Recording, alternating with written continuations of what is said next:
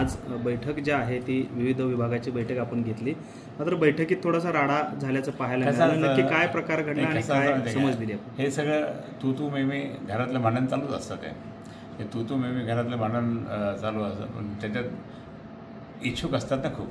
मला हे जागा पाहिजे, मला ही जागा पाहिजे, मला ती जागा पाहिजे, त्याच्यावरून त्या ठिकाणी होतं. पण हे आमच्याच नाही, बाकी सगळ्या पक्षात त्या ठिकाणी आता सुरू झालेलं आहे.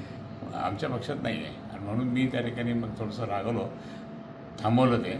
त्यांना म्हटलं त्याने तर मी चाललो आता असं म्हटल्यानंतर, आणि मी उद्धव साहेबांसमोर मी काही हे का पण प्रत्यक्षात त्या ठिकाणी हे राडा थोड्या वेळासाठी होता आणि तो थांबला नंतर. खरं तर पक्ष नेतृत्व जे आहे ते गद्दारांच्या विरोधात सातत्याने भूमिका पाहायला मिळते, एकनाथ शिंदे गटाच्या विरोधात. मात्र आता आपल्या बैठकीत सुद्धा आपल्यासमोर काही पदाधिकाऱ्यांनी जे एकमेकांना गद्दार आणि गद्दारांना शिक्षा करा अशा मी हे उद्धव साहेबांच्या कानावर सगळं टाकणार येतो.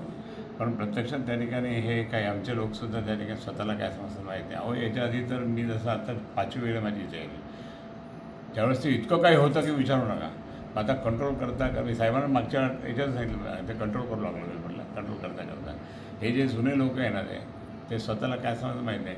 जायचं काँग्रेसमध्ये, जायचं परत यायचं, परत तिथे यायचं, आणि मीच खूप काही काम करू शकतो, हे ते सुरुवात झाली. हे ती योग्य नाही आहे. आणि म्हणून अशा लोकांना थोडं समज दिली पाहिजे. तर मी समज ऑलरेडी माझ्या भाषणात मी दिली. कारवाई काय होईल शिस्तभंगाची? नाही, हे मोठं प्रकार आहे. म्हणजे हे प्रकरण जरी असलं तरी त्यांनी कारवाई तरी करावं लागलं उद्धव साहेबांसमोर.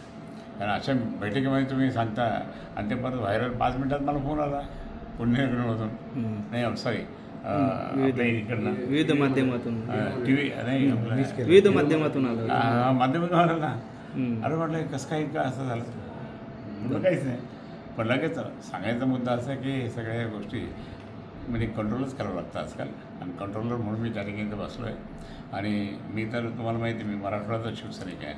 हे काय म्हटलं सगळं करून टाकेन तुम्हाला, मी म्हटलं. आणि मग ते आता शांत झाले. शांत होऊन सगळे मग खेळीमेळीचे वातावरण झाल्यानंतर पाय पडले माझे, सगळे पाय पडले माझ्या.